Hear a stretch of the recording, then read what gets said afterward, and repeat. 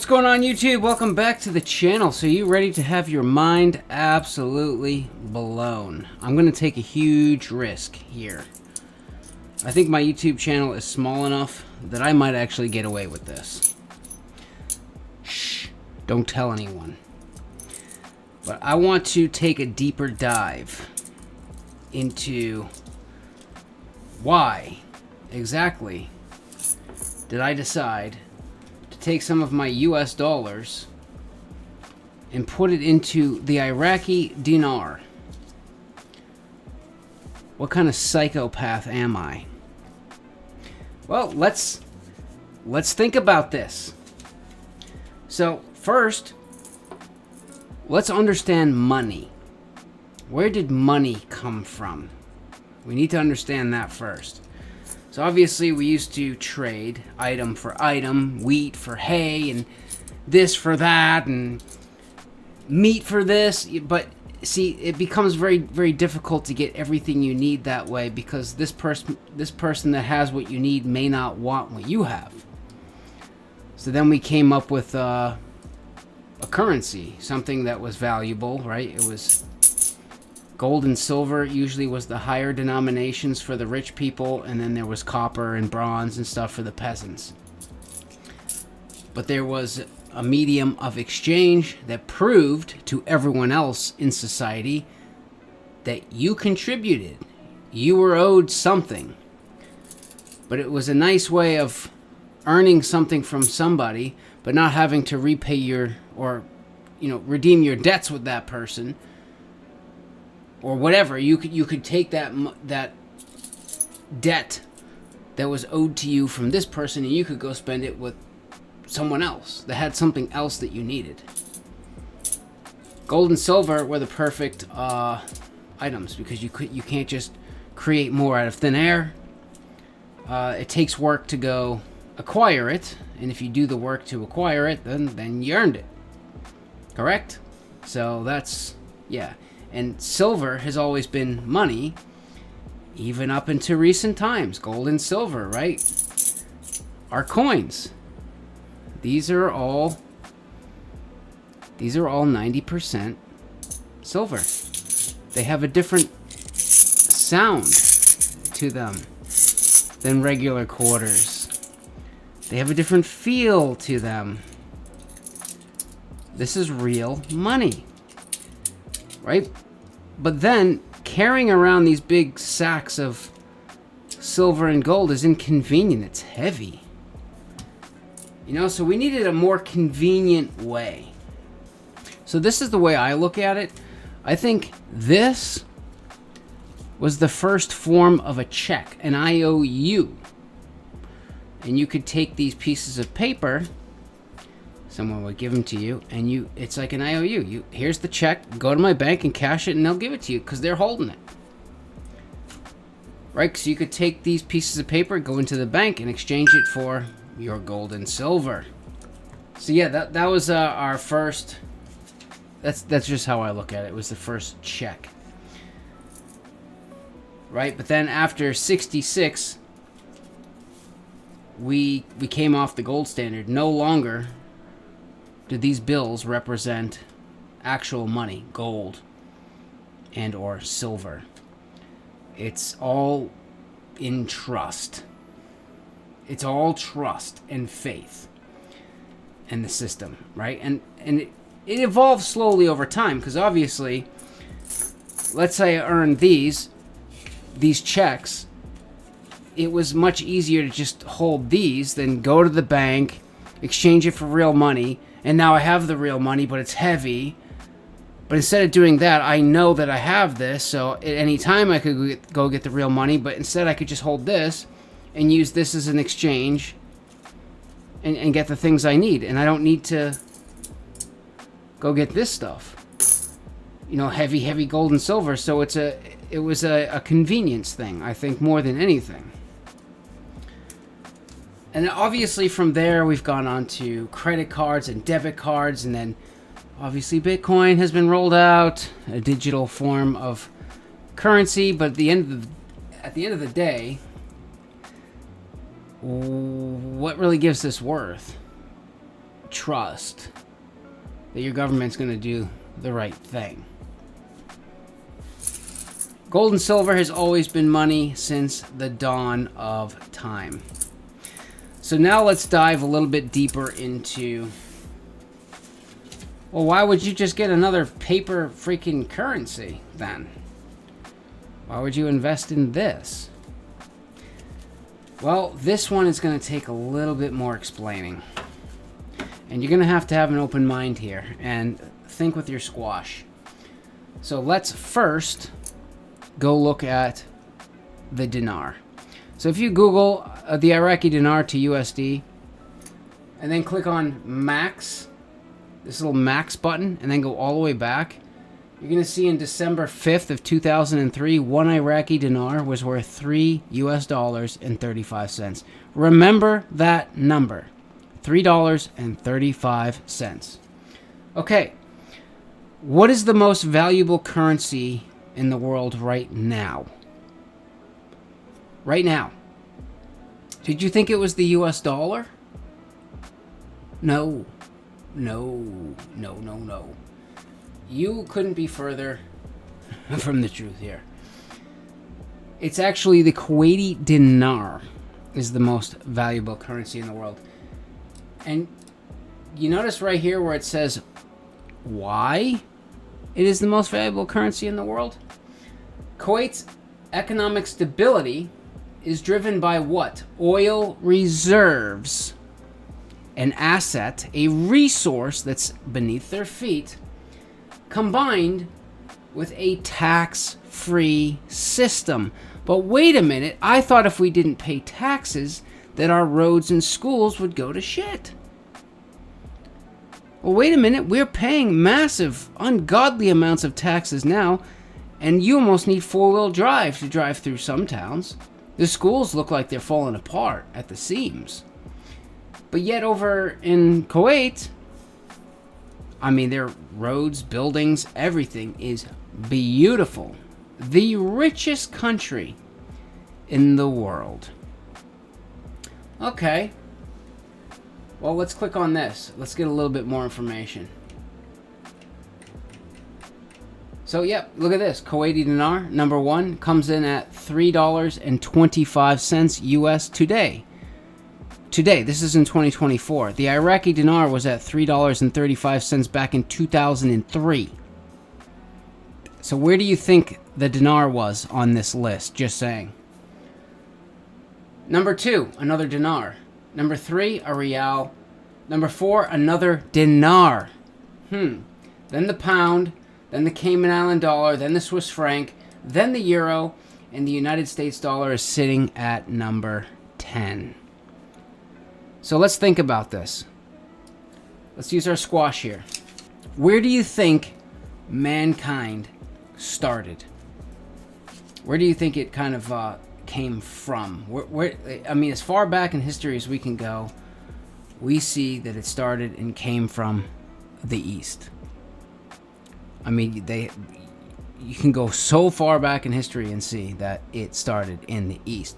The West was a new frontier, unexplored, new lands, and a brave few came over here, our founding fathers, that said, look, and maybe they've learned off of the systems that were happening in the East. Some of them are bad, some of them are good. Here, we're going to take the good ones, we're going to go over here, and we're going to start a new thing over here. But the United States started out way, way, way, way behind. Way behind. And of course, people had to come here from other countries for it to grow, of course. But why did the United States explode? How did it explode so quickly? Because we had a tax-free system, and we had an open, fair, and free economy. That's how. Plus, obviously, there's resources and stuff here as well. But the United States exploded. Absolutely exploded. I mean, it's based on our geographical location. We have big borders of water around us. It's kind of like it's like the best seat in the house, militarily speaking. So yeah, the United States became very, very powerful, but yet not the most powerful.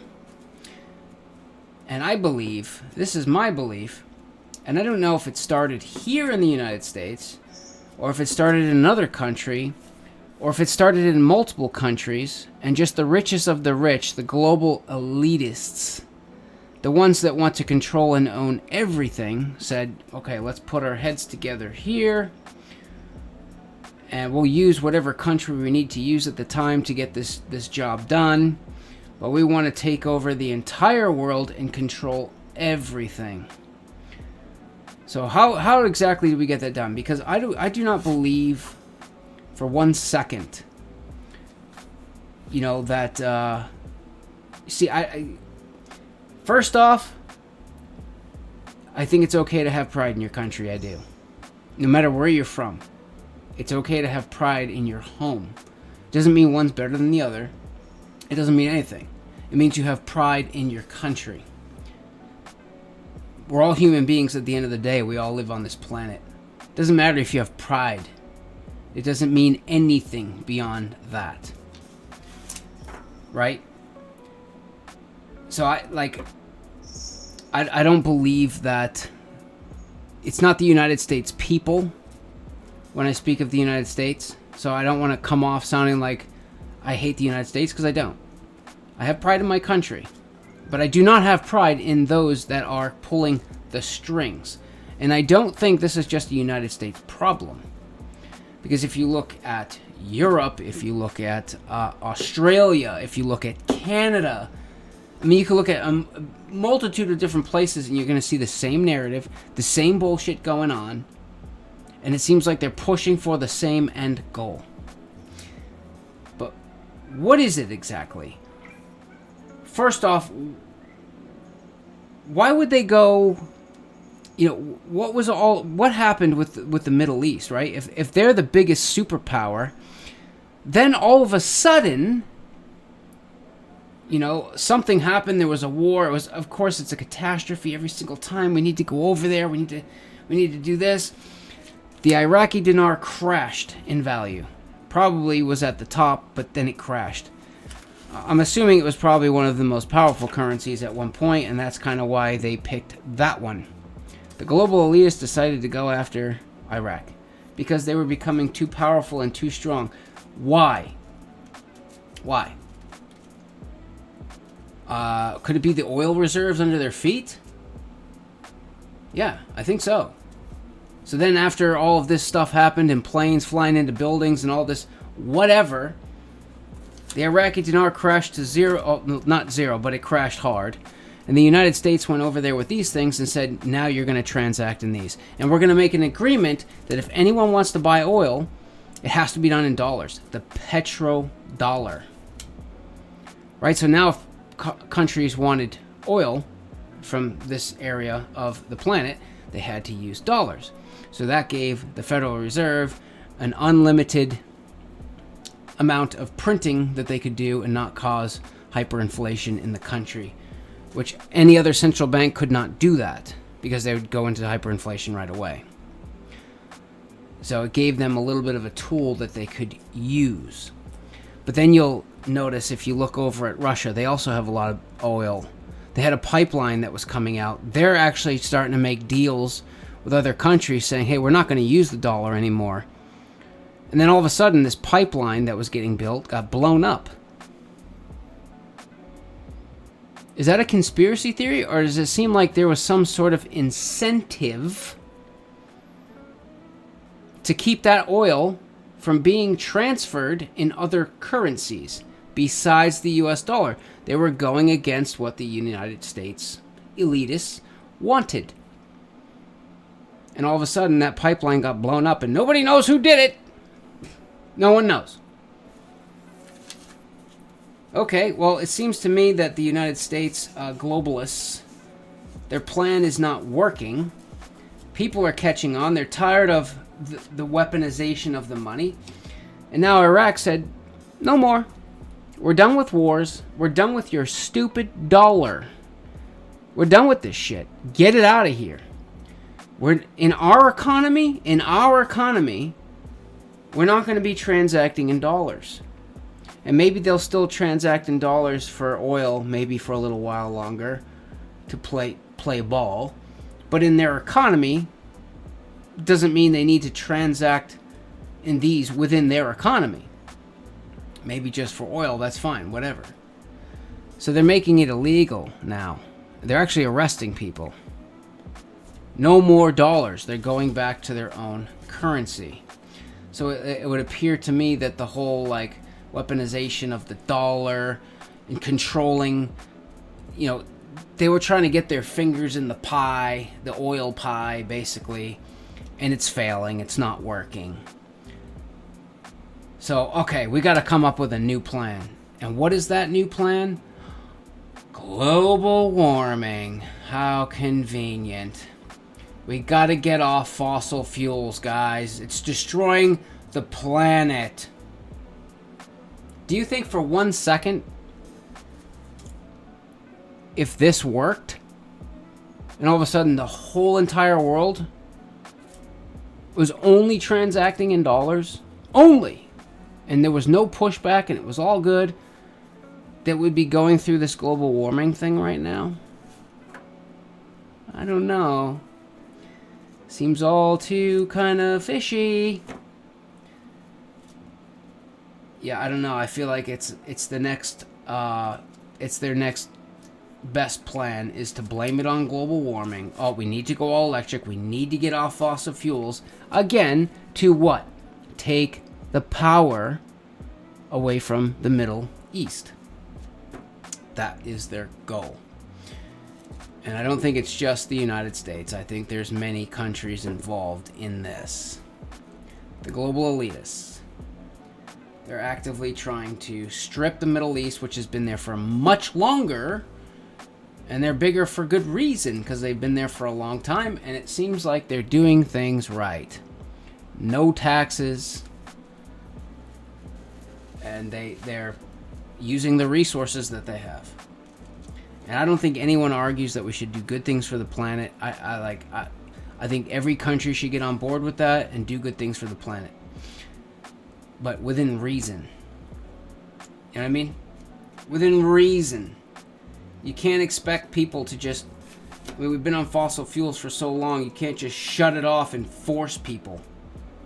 Why not, remove taxes and incentivize new innovation? Incentivize new companies to build enough electric vehicles to go around for everyone. Build the infrastructure. Upgrade the electrical grid. Do all of that stuff.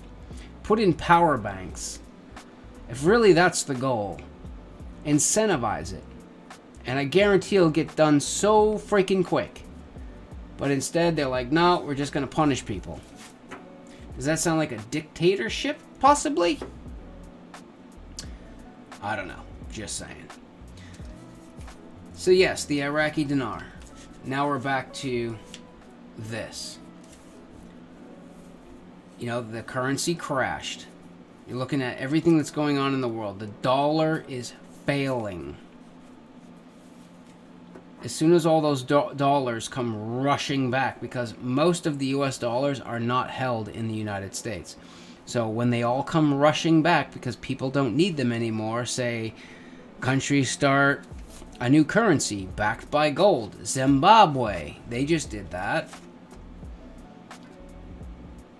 Iraq, they're going to stop using the dollar. They're getting rid of the dollar. They're going back to the dinar. And maybe, like I say, maybe for now they play ball with the oil thing, but I don't know.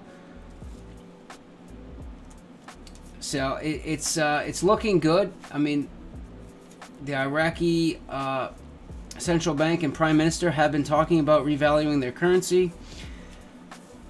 And yeah, there's a chance that, like Zimbabwe, they just come out with a new currency and back it by gold. Because that's what happened in Zimbabwe, right? They just kind of threw the old currency away, came out with a new one, backed it by gold, done. If Iraq does that, I'm going to lose out on my investment, yes. My investment will be a wash. I'm going to lose every penny I invested. But if you look at their bills, some of their older ones, they're about on point with, United States bills for security features. But if you start looking at some of the new ones, I mean, they've really, really gone hog wild here on security features. And then I started noticing lower denominations, 10,000, not 50,000, 25,000, but 10,000. I've seen 500, I've seen 250, and they seem to be crawling down, and they're newer bills, like with newer security features. So I would say if they were going to just ditch their currency, why go through all the effort of upgrading security features and getting rid of the dollar and dropping the denominations? It just seems like a waste of time to me. So I don't know. I think it looks really good. I mean, I think I can see what's going on here. And that's the goal, is to try to see what's going on. Put your money where your mouth is. Make an investment. And if it pans out, it pans out. And if it blows up in your face, well, then it blows up in your face. That's life. But if you think about it, the Iraqi dinar, it is pennies. Pennies on the dollar. It would cost you, I don't know, I would say between 14 and 1,600 bucks. Obviously paying a premium to get the bills, between 14 and 1,600 bucks. So you will be in the red as soon as you get the bills. But 14 to 1,600 bucks to get about $1 million in dinar. So if you hold $1 million or more in dinar, and you only paid 14 to 1,600 bucks for it, what is the downside? 14 to 1,600 US dollars. That's the downside. Or nothing happens and you cash it, you convert it back in, and you took a loss of maybe, I don't know, 400 or 500 bucks ish, because obviously, yeah, conversion rate, you do the math, you'll take a loss there if nothing happens, because you paid a premium. But if it goes back to even 1-to-1, which I've heard some people say it's going to come back, it's going to come out at 1.24 or 1.23. And then from there, it might start to creep up later into the 2-to-1, maybe back to 3-to-1 where it came from. But that might take some time to get there. I hear other people say, no, they're going to come out with a straight out the gate good rate. Who knows? But even a 1-to-1, just even a 1-to-1, even if that's all it went, was 1-to-1 with the US dollar. For a $1,400 to $1,600 investment, for that to be $1 million US dollars, do you see like why I'm kind of, yeah, I think it's worth the risk in my book. But I see a lot of people calling it a conspiracy theory.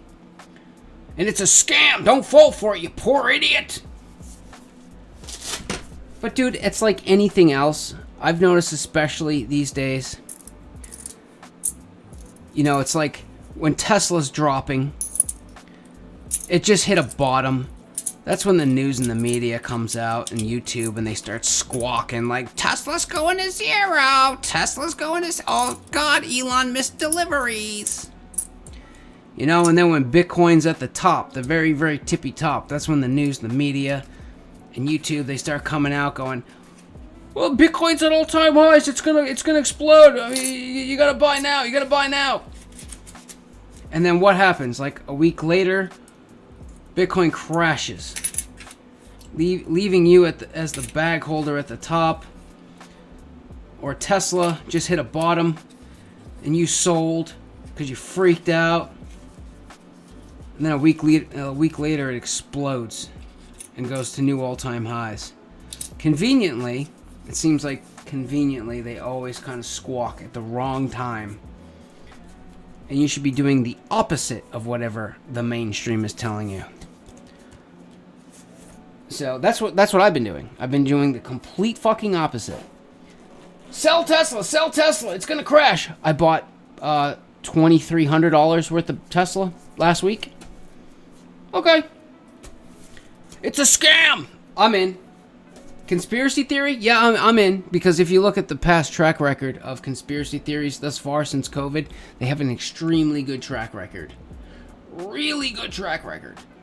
So, honestly, guys, the thing that worries me the most is I think about, like, my parents. I mean, think about your parents, right? I know my dad's on the doorstep of retirement.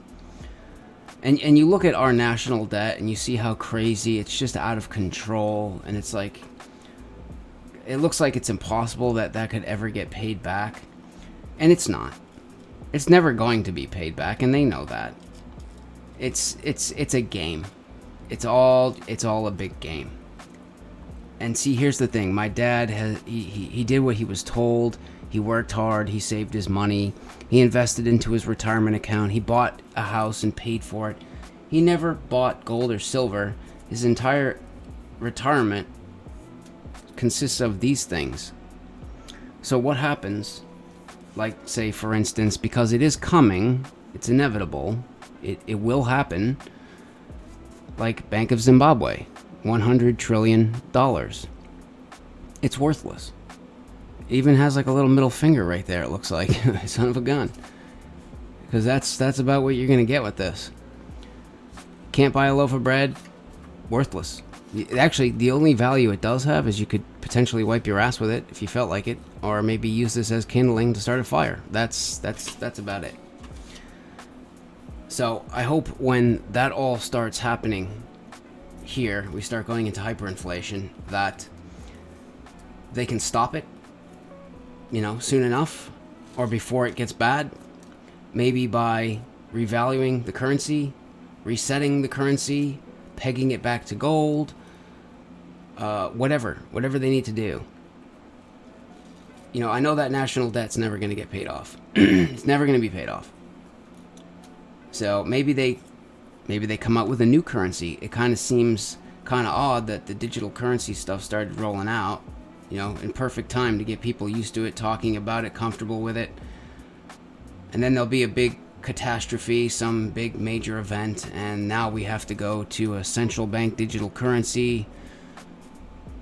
I really hope that they give the people that have saved these for their retirement the opportunity to exchange them over, like for like, one for one, and they don't get completely robbed of all of its value. Because that scares me. That they can do that to people. You built up a retirement, you saved, and boom, now you have nothing because of the government's negligence and mismanagement of the money. And yes, I know some people, someone's going to see this and comment down below that I'm a Putin sympathizer. He's a Putin sympathizer. Okay, right. So does it make sense for me to build my house from the ground up and build it nice and then go, you know what? I'm going to blow it up. That's all I'm saying. I'm not agreeing with Putin. I'm not saying he's a good person by any means. God, no. All I'm saying is whatever happened over there, it just doesn't look right. And you notice whenever you disagree with whatever is being said, they instantly just jump to calling you names. Isn't that a little childish? I mean, just saying. You disagree with somebody, instead of having a civil, grown-up conversation about it, and maybe you just disagree at the end of the day. Okay, well, why do we need to name call and label? It's very, very childish. And you'll notice that there's two presidents. You know who I'm talking about. I have not brought up their names, not once. I'm not telling you to vote this way or vote that way. This is not the intention of the video at all. I was never political. I hate politics. It's like banging your head against the wall. It gets you nowhere. But instead, I wanted to look at the money. Because at the end of the day, Democrats, Republicans, they're all fucked up. And they're both the problem at the end of the day. Politicians in general are the problem. We don't need politicians. We need people that do what's right. But yeah, you start going down the money rabbit hole, and you realize very, very quickly that fiat money and politics are sewn together at the seam. It's impossible. It's inevitable. You go down the money rabbit hole, it leads to politics. But then you start to see that gold and silver, that's politically free money. There's no politics involved with gold and silver. But all of the other fiat currencies, they're directly attached. So it's impossible, not to land there at some point. So the way I'm seeing things is we have proof now that there is these global elitists. They do exist. Because it's very odd if you look at like Europe, Canada, United States, Australia, Ireland, for instance, to name a few. It's the same narrative. It's the same thing that's going on in all of these places. They're pushing the same end goal. Why? How did that come to be?